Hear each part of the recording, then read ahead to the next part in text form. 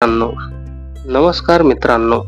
आज मी ज्यांच्या विषयी माहिती घेऊन आलो आहे ते आहे थॉमस एडिसन. हे एक प्रसिद्ध अमेरिकन संशोधक, उद्योजक आणि व्यापारी होते. त्यांचा जन्म 11 फेब्रुवारी 1847 रोजी मिलान या शहरात झाला. एडिसन यांना आधुनिक विद्युत युगाचा जनक म्हणून ओळखले जाते, कारण त्यांच्या अनेक आविष्कारांनी आधुनिक विज्ञान आणि तंत्रज्ञानावर मोठा प्रभाव केला.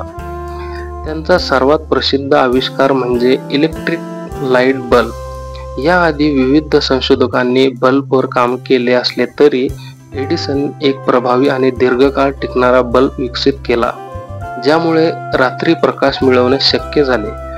1879 मध्ये त्यांनी आपल्या बल्बचा पहिला यशस्वी प्रयोग केला, ज्यामुळे विद्युत प्रकाशाचा वापर सामान्य जीवनात व्यापकपणे झाला. एडिसनचा आणखी एक महत्त्वाचा आविष्कार म्हणजे फोनोग्राफ, जो आवाज रेकॉर्डिंग करण्याचे व परत ऐकवण्याचे पहिले यंत्र होते. यामुळे संगीताच्या क्षेत्रात क्रांती झाली.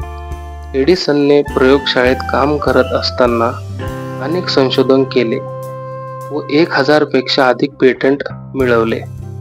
ते एक कुशल उद्योजक होते, ज्यांनी त्यांच्या आविष्कारांचा व्यवसायात यशस्वी वापर केला.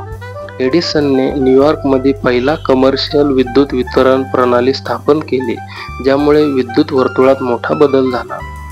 त्यांचे निधन 18 ऑक्टोबर 1931 रोजी झाले.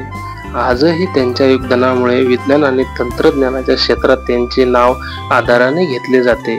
थॉमस एडिसन यांचा वारसा आजही प्रेरणादायी आहे. मित्रांनो, माझा व्हिडिओ आपल्याला आवडला असल्यास लाईक करा, शेअर करा आणि सबस्क्राईब करायला विसरू नका. धन्यवाद.